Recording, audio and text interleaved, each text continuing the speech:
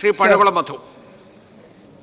എൻ്റെ നിയോജകമണ്ഡലമായ റാന്നിയിൽ ജനങ്ങൾ അനുഭവിക്കുന്ന ഏറ്റവും ദുരിതപൂർണമായ ഒരവസ്ഥ ഈ സഭയുടെ ശ്രദ്ധയിലേക്ക് കൊണ്ടുവരാൻ വേണ്ടിയാണ് ഈ സദസ്യണിക്കൽ പ്രമേയം ഞാൻ അവതരിപ്പിക്കുന്നത്. വർഷം മുഴുവൻ വന്യജീവി മനുഷ്യ സംഘർഷം നടക്കുന്ന സ്ഥലമാണ് റാന്നി. അവിടെ കൃഷി ചെയ്യാൻ സാധ്യമല്ലാതെ കൃഷിയിടങ്ങൾ പൂർണ്ണമായി ജനങ്ങൾ ഉപേക്ഷിച്ചിരിക്കുകയാണ്. സംസ്ഥാനത്തെ ഏറ്റവും പ്രധാനമായ ഇത്ര സംഘർഷമുള്ള ഒരു സ്ഥലം കൂടിയായി റാന്നിയെ തിട്ടപ്പെടുത്തിയിട്ടുണ്ട്. പട്ടയഭൂമിയിലെ മരം മുറി ഉൾപ്പെടെ നിരവധി പ്രശ്നങ്ങളാൽ കലുഷിതമായ മനുഷ്യജീവനാണ് റാന്നിയിലുള്ളത്. സർ, വടശ്ശേരിക്കര ടൗൺ ശബരിമലയിൽ പോകുമ്പോഴുള്ള ഏറ്റവും പ്രധാനപ്പെട്ട ടൗണാണ്. ആ ടൗണിൽ പകൽ സമയത്ത് പോലും 15 ആനകൾ കൂട്ടമായി ഇറങ്ങി ജനവാസ മേഖലകളിൽ സഞ്ചരിക്കുന്നു. വീട് മുറ്റത്ത് വന്ന് വീടിന് ആൾക്കാരെ രാവിലെ വിളിച്ചുണർത്തുന്ന ആനയാണ് സാർ. അങ്ങനെ 100ഓളം കുടുംബങ്ങൾ വടശ്ശേരിക്കൽ നിന്ന് താമസം മാറിപ്പോകേണ്ട അവസ്ഥ വന്നിരിക്കുന്നു. കൃഷി പൂർണ്ണമായും നശിച്ചു. അജേഷ് എന്ന് പറയുന്ന ഒരു പഞ്ചായത്ത് മെമ്പർ മാത്രമാണ് ഒരു വടിയുമെടുത്ത് ആനയെ ഓടിക്കാൻ. വനപാലകർ കുറച്ച് പേരുണ്ട്, പക്ഷേ രാത്രി കാലങ്ങളിൽ അവർക്ക് എത്താൻ പറ്റാത്ത സമയങ്ങളിൽ ഈ അജേഷ് എന്ന് പറയുന്ന ഒരാൾ മാത്രമാണ്. അയാൾക്ക് ഉറങ്ങാൻ പോലും കഴിയുന്നില്ല. മാസങ്ങളായി ഭയവിഹ്വലരായ ജനങ്ങൾ രാത്രി വിളിക്കുമ്പോൾ ഈ അജേഷ് മാത്രമാണ് അവർക്ക് സഹായമായി എത്തുന്നത്. സർ, സാബു ജോസഫ് എന്ന് പറയുന്ന ഒരു കർഷകന് മാത്രം 25 ലക്ഷം രൂപയുടെ നഷ്ടമാണ് ഈ ആന ഇറങ്ങി നശിപ്പിച്ച, പന്നിയും ആനയും ഇറങ്ങി നശിപ്പിച്ചത് മൂലം നഷ്ടമായിരിക്കുന്നത്. 2025 250 ഇത്തരം അക്രമങ്ങളുടെ പരാതികൾ ഇവിടെ ഉണ്ട്. സർ, ആനയുടെ മണം, ഘ്രാണശക്തിയെ സംബന്ധിച്ച് നമുക്കറിയാം. 20 കിലോമീറ്റർ ദൂരം വരെ ആനയ്ക്ക് മണം പിടിച്ചെത്താം. വനാന്തരത്തിൽ താമസിക്കുന്ന ജനങ്ങൾ 20 കിലോമീറ്റർ അപ്പുറം മാത്രമേ ചക്കപ്പഴം കഴിക്കാൻ കഴിയൂ എന്ന് പറയാൻ കഴിയുമോ സാർ? എന്തൊരു ദയനീയമായ ജീവിതമാണിത്. കേരളത്തിൻ്റെ വനാതിർത്തി 11,522 സ്ക്വയർ കിലോമീറ്ററാണ്. 29% വരും കേരളത്തിലെ ആകെ ഭൂമിയുടെ വിസ്തൃതിയുടെ. അത് ദേശീയ ശരാശരികൾ കൂടുതലാണ്. ആനക്കൂട്ടത്തിന് സഞ്ചരിക്കണമെങ്കിൽ 100 മുതൽ 600 ചതുരശ്ര കിലോമീറ്റർ വരെ അതിന് ഉള്ള സ്ഥലം വേണം ഒരു ആനക്കൂട്ടത്തിന് സഞ്ചരിക്കാൻ. 60 മുതൽ 109 വരെ ചതുരശ്ര കിലോമീറ്റർ വേണം കടുവയ്ക്ക് സഞ്ചരിക്കാൻ. ഈ കണക്ക് പരിശോധിച്ചാൽ കേരളത്തിലെ ഇന്നുള്ള മൃഗങ്ങളുടെ എണ്ണം വനവിസ്തൃതിയേക്കാൾ വളരെ വളരെ കൂടുതലാണ്. അതുകൊണ്ട് സാർ, ഇക്കാര്യത്തിൽ കർശനമായ നമുക്ക് നിലപാട് സ്വീകരിക്കണം. കേരളത്തിലെ വനത്തിൻ്റെ ക്യാരിയിങ് കപ്പാസിറ്റി നിറഞ്ഞു കവിഞ്ഞിരിക്കുകയാണ് സാർ. അതുകൊണ്ട് സാർ, കാട്ടുപന്നി ഇതിനേക്കാൾ അപകടകാരിയാണ്. കാട്ടുപന്നി സാർ, നാട്ടിലിറങ്ങുന്ന കാട്ടുപന്നി പ്രസവിച്ചാൽ 15 കുട്ടികളാണ് ഒരു പന്നിക്ക് ഒരു പ്രസവത്തിലുണ്ടാകുന്നത്. നാട്ടിലാണെങ്കിൽ ഇതിൽ 15 ജീവിക്കും. കാട്ടിലാണെങ്കിൽ ഇത് 15 പ്രസവിച്ചാൽ 12 മറ്റു മൃഗങ്ങളുടെ ആക്രമണത്താൽ നഷ്ടപ്പെട്ട് 1 or 2 എണ്ണം മാത്രമാണ് അവശേഷിക്കുന്നത്. ഇപ്പം നാട്ടിൽ റാന്നിയിൽ, പ്രത്യേകിച്ച് വടശ്ശേരിക്കരയിലും റാന്നിയിലും പെരുന്നാടും നാരായണമൊഴിയിലുമൊക്കെ ജനങ്ങളെക്കാൾ കൂടുതൽ പന്നികളാണ് സാർ. ജനങ്ങൾക്ക് ജീവിക്കാൻ യാതൊരു മാർഗവുമില്ല. പന്നിയെ കൊല്ലാനിപ്പോൾ നിയമം ഉണ്ട്, അതിന് വ്യവസ്ഥയുണ്ട്. പക്ഷേ അതിലൊക്കെ ഇളവ് അനുവദിക്കണം. ഒരു ഡ്രൈവ് നടത്തി ജനങ്ങൾക്ക് ഏത് വിധേനയും ഈ നാട്ടിലിറങ്ങി വിലസുന്ന ജനങ്ങൾക്ക് ഭീഷണി നിർത്തുന്ന പന്നികളെ കൊല്ലാൻ ഒരു നിയമമോ ഒരു വ്യവസ്ഥ ഉണ്ടാക്കണം സാർ. ഗൺ ലൈസൻസ് വനാതിർത്തിയിൽ താമസിക്കുന്ന ജനങ്ങൾക്ക് കൊടുക്കാനുള്ള അനുമതി ഉണ്ടാകണം. വന്യമൃഗശല്യം രൂക്ഷമായ റാന്നി, വടശ്ശേരിക്കര, പെരുന്നാട്, നാരായണമൊഴി, കുടപുരട്ടി, കൊച്ചുകുളം, തുലാപ്പള്ളി, പുളിയകുന്നുമല എന്നീ പ്രദേശങ്ങളിലെല്ലാം ജനങ്ങൾ ഭീതിയിലാണ്. ആന, കാട്ടുപന്നി, മ്ലാവ്, മലയണ്ണൻ, മുള്ളൻപന്നി, മയിൽ. സാർ, മയിലിൻ്റെ നൃത്തം വളരെ മനോഹരമാണ്. പക്ഷേ വീട്ടുമുറ്റത്ത് വന്ന് 3-4 മൈൽ ഒരുമിച്ച് നൃത്തം ചെയ്ത് അടുക്കളയിൽ കയറി ആഹാര സാധനം വരെ എടുത്തുകൊണ്ട് പോയാൽ മനുഷ്യർ എങ്ങനെ ജീവിക്കും സാർ? അതുകൊണ്ട് പ്രധാനമായും പ്രകൃതിദത്ത ഭക്ഷണ സ്രോതസ്സുകളുടെ കുറവ് വനത്തുണ്ട്. പ്രത്യേകിച്ച് ഈറ്റ, അതിന് ശാസ്ത്രീയ നാമം ഒക്ലാൻഡോ ട്രാവൻകോണിയ എന്നാണ്. അതിൻ്റെ വംശനാശമുണ്ട്. വേനൽക്കാലത്ത് ജലക്ഷാമമുണ്ട്. വനാതിർത്തികളെ പൈനാപ്പിൾ, പ്ലാവ് തുടങ്ങിയ മരങ്ങൾ ഉള്ളതുകൊണ്ട് ആനകൾ മണം പിടിച്ചെത്തുന്ന പ്രശ്നമുണ്ട്. സാർ, ഇതിനേക്കാൾ ഭീകരമാണ് സ്ട്രേ ഡോഗ്സ്. സാർ, അറിയാമല്ലോ, ദേശീയ രംഗത്ത് വലിയ ചർച്ചയായിട്ടുള്ള ഒരു പെരുന്നാടിൽ അഭിരാമി എന്ന് പറയുന്ന പെൺകുട്ടി പാൽ വാങ്ങാൻ പോയ വഴിക്ക് ഒരു തെരുവ് നായ കടിച്ച് കീറി ആ കുട്ടിയെ ക്രൂരമായി മർദ്ദിച്ച് കൊലപ്പെടുത്തിയ സംഭവമുണ്ട്. സുപ്രീം കോടതി അതുകൊണ്ട് അതിന് ദയാവധം തെരുവ് നായകൾക്ക് വിധിച്ച ഒരു സ്ഥലമാണ് ഈ റാന്നി എന്ന് പറയുന്ന സ്ഥലം. ആ സ്ഥലത്ത് അഭിരാമിയുടെ അമ്മ രജനി കഴിഞ്ഞ ദിവസം ഉണർന്നെഴുന്നേറ്റ് നോക്കിയപ്പോൾ ഒരാന വീട്ടുമുറ്റത്ത് നിൽക്കുകയാണ്. ഒരു കുടിലാണ്. സാർ, എങ്ങനെ മനുഷ്യർ ജീവിക്കും സാർ? അതുപോലെ അഡ്വക്കേറ്റ് VK ബിജു എന്ന് പറയുന്ന അഭിഭാഷകൻ ഡൽഹിയിൽ ഉള്ളതുകൊണ്ടാണ് സുപ്രീം കോടതി ഒരു വിധി പോലും ആ പാവങ്ങൾക്ക് കിട്ടാൻ ലഭിച്ചത്. സാർ, അതുകൊണ്ട് പന്നികൾക്ക്, നാട്ടിലിറങ്ങി വിഹരിക്കുന്ന ജനജീവിതം ദുസ്സഹമാക്കുന്ന പന്നികൾക്കും തെരുവ് നായ്ക്കളെ പോലെ ദയാവധം കൽപ്പിക്കാനുള്ള ഒരു നിയമമോ ഒരു വ്യവസ്ഥയോ നമ്മുടെ നാട്ടിൽ ഉണ്ടാകണം സർ. അതുകൊണ്ട് എനിക്ക് ധാരാളം കാര്യങ്ങൾ വനം മന്ത്രിക്ക് ചെയ്യാൻ കഴിയും സർ. വനം മന്ത്രിയിൽ വലിയ വിശ്വാസമാണ്. കാരണം അദ്ദേഹം കേരള കിസിഞ്ചർ ബേബി ജോണിൻ്റെ മകനാണ്, ശക്തനാണ്. ഈ കേരളത്തിൽ ഇതുവരെ ഉണ്ടായിട്ടുള്ള വനമന്ത്രിമാരിൽ ജനങ്ങൾ ഏറ്റവും പ്രതീക്ഷ അർപ്പിക്കുന്ന വനമന്ത്രി ശ്രീ ഷിബു ബേബി ജോണാണ്. അദ്ദേഹത്തിൻ്റെ കാലത്തെങ്കിലും വടശ്ശേരിക്കരയിൽ എനിക്ക് അദ്ദേഹം അഭ്യർത്ഥിക്കാനുള്ളത് ഒരു സാറ്റലൈറ്റ് റാപ്പിഡ് റെസ്പോൺസ് ടീമിനെ അവിടെ സ്ഥാപിക്കണം. ഭൂമിശാസ്ത്രപരമായി പരിശോധിച്ചാൽ കോന്നിയിലേക്കും സമീപ വനപ്രദേശത്തേക്കും എല്ലാം സാർ അവർക്ക് പോകാൻ കഴിയും സാർ. വളരെ പ്രധാനപ്പെട്ട ഒന്ന് രണ്ട് പോയിന്റ് പറയുന്നത്. അതുകൊണ്ട് സാർ രാത്രികാല നിരീക്ഷണം, വനപാലകരുടെ രാത്രികാല നിരീക്ഷണം അവിടെ ശക്തിപ്പെടുത്തണം. വനപാലകരുടെ ചില കുറവുണ്ട് അവിടെ, അത് പരിഹരിക്കാൻ നടപടി സ്വീകരിക്കണം. അതുപോലെ സാർ തേക്ക് പ്ലാന്റേഷൻ നട്ടിട്ടുള്ള വനത്തിനുള്ളിൽ ചില സ്ഥലങ്ങളുണ്ട്, അവിടെ ഫെൻസിംഗ് ഉണ്ട്. ആ ഫെൻസിംഗ് ഒന്നും ആന മറിച്ചിടുന്നില്ല. കാരണം വനപാലകർ നിതാന്ത ജാഗ്രതയിലാണ് ഒരു ഫെൻസിംഗ് പോലും പോകാതിരിക്കാൻ. എന്നാൽ ജനവാസ മേഖലയിലെ ഫെൻസിങ്ങിൽ മുഴുവൻ ആന വന്നു അത് ചവിട്ടി നശിച്ച് കളയാണ്. അതുകൊണ്ട് ട്രഞ്ചാണ് ഏറ്റവും ഫലപ്രദം. ട്രഞ്ചോ ഹാങ്ങിങ് ഫെൻസിങ്ങോ ആണ് ഏറ്റവും ഫലപ്രദമായിട്ടുള്ളത്. ആ രീതിയിൽ പരിഗണിക്കണം. ട്രഞ്ച്, ഹാങ്ങിങ് ഫെൻസിങ്, വനപാലകരുടെ ജാഗ്രത, ആവശ്യമായ ഗൺ അവർക്ക് കൊടുക്കണം, വാഹനം കൊടുക്കണം, ജീവനക്കാരെ നിയമിക്കണം. ബഹുമാനപ്പെട്ട മുഖ്യമന്ത്രിയും ഈ കാര്യത്തിൽ പ്രത്യേക ശ്രദ്ധ കാണിക്കണം എന്ന് അഭ്യർത്ഥിക്കുന്നു. അതുകൊണ്ട് വനം വകുപ്പിന് അനുവദിച്ച തുക വർദ്ധിപ്പിച്ച്, അദ്ദേഹത്തിൻ്റെ ബജറ്റിൻ്റെ മറുപടി പ്രസംഗത്തിൽ തുക വർദ്ധിപ്പിച്ച് ഞങ്ങളെപ്പോലെയുള്ള ഏറ്റവും ഭീതിയിൽ കഴിയുന്ന ജനങ്ങളുടെ ജീവിതം രക്ഷപ്പെടുത്തണമെന്നാണ് എനിക്ക് അദ്ദേഹത്തോട് അഭ്യർത്ഥിക്കാനുള്ളത്. സാർ, ഒറ്റ കാര്യം കൂടി പറയാം. ഇന്ന് മാതൃഭൂമി കഴിഞ്ഞ ദിവസം ചാനൽ ഒരു ആര്യങ്കാവ് കടമാഞ്ചിറ ബഹുമാനപ്പെട്ട മന്ത്രിയുടെ ജില്ലയിലാണ് 3 കിലോമീറ്റർ ചുറ്റളവിൽ ഈ സൗരോർജ്ജ വേലിയുള്ള സ്ഥലത്ത് സാർ ആന ഇറങ്ങുന്നേയില്ല.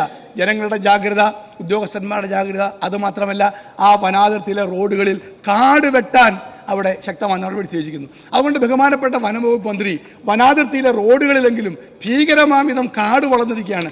ആ കാട് വെട്ടാൻ ബഹുമാനപ്പെട്ട വനം വകുപ്പിന് സംസ്ഥാന ഗവൺമെൻറ് പ്രത്യേക ഫണ്ട് അനുവദിച്ചില്ലെങ്കിൽ വനാതിർത്തിയിൽ ജീവിക്കുന്ന മനുഷ്യർ മുഴുവൻ പലായനം ചെയ്യേണ്ടി വരും. ഇത് ഭീതികരമായ സാഹചര്യമാണ്. ഇപ്പോൾ തന്നെ പട്ടയഭൂമിയിൽ മരം മുറിക്കാൻ കഴിയുന്നില്ല സാർ. പട്ടയഭൂമിയിൽ നട്ടു വളർത്തിയ മരം മുറിച്ചു വിൽക്കാൻ, സ്വന്തം കുഞ്ഞിൻ്റെ ചികിത്സയ്ക്ക് വേണ്ടി ചെലവഴിക്കാൻ, ആശുപത്രിയിൽ പോകാൻ, സ്കൂളിൽ വിടാൻ കഴിയാത്ത ദുരവസ്ഥയാണ് സാർ. ഇത്തരം കാര്യങ്ങളെല്ലാം ശക്തമായ നിയമനിർമ്മാണം ഞങ്ങൾ നടപ്പാക്കണം. ദേശീയ രംഗത്ത് തന്നെ മാതൃകയാകുന്ന പല നിയമങ്ങളും പാസ്സാക്കിയിട്ടുള്ള ഒരു സഭയാണിത്. ഈ സഭ ഇത്തരം കാര്യങ്ങൾ ശ്രദ്ധിക്കണമെന്നാണ് ബഹുമാനപ്പെട്ട വനം വന്യജീവി നൈപുണ്യ വികസന വകുപ്പ് മന്ത്രി. സർ, ബഹുമാനപ്പെട്ട റാന്നി അംഗം അദ്ദേഹത്തിൻ്റെ ആശങ്ക ഗവൺമെൻറ് ഉൾക്കൊള്ളുന്നു.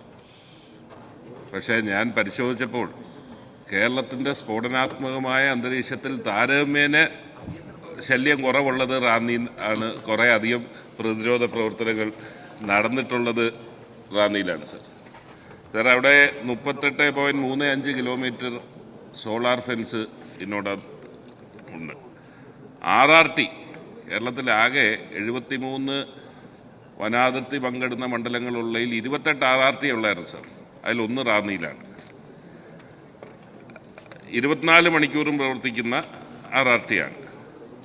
പിന്നെ ഒളികല്ല്, കുമ്പളത്താമൺ, മുക്കുഴി മേഖലകൾക്കായി സാറ്റലൈറ്റ് RRT പ്രവർത്തിക്കുന്നു.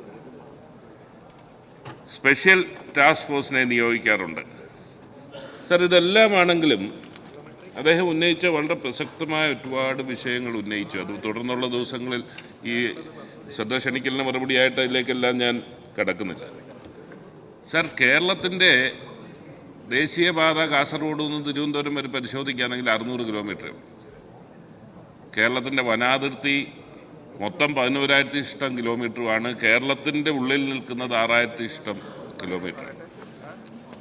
അവിടെ വളരെ പരിമിതമായ സൗകര്യങ്ങളിലാണ് ഫോറസ്റ്റ് ഉദ്യോഗസ്ഥർ പ്രവർത്തിച്ചുകൊണ്ടിരുന്നത്. നമുക്ക് ഈ പറഞ്ഞതുപോലെ ഇത്രയും വനാതിർത്തി സംരക്ഷിക്കാൻ ഉതകുന്ന ഫണ്ടും കൊടുത്തിട്ടില്ല, മറ്റ് കാര്യങ്ങൾ കാര്യമായി ചെയ്തിട്ടില്ല. അദ്ദേഹം പറഞ്ഞതിൽ എനിക്ക് കിട്ടിയൊരു വിവരം ഒന്ന് ക്ലാരിഫൈ ചെയ്യേണ്ടത്, അവിടെ വടശ്ശേരിക്കരയിൽ ഇങ്ങനെ 18 ആനകൾ സ്ഥിരമായിട്ടുണ്ട് എന്നൊരു പരാമർശം നടത്തി സർ. അത് എനിക്ക് കിട്ടിയ വിവരം ആന അന്നേരം തന്നെ തുരുത്തിയിട്ടുണ്ട്. ഇപ്പോൾ ആനയൊന്നുമില്ല ആ നിലയിൽ ടൗണിൽ ഇപ്പോൾ അല്ലെങ്കിൽ ആ പ്രദേശത്ത് ആന ഇല്ല എന്നുള്ളതാണ് സർ കിട്ടിയിട്ടുള്ളത്. ഇവിടെ കർഷകരെ സംബന്ധിച്ചിടത്തോളം അവർ നേരിടുന്ന പ്രതിസന്ധി അതിരൂക്ഷമാണ്.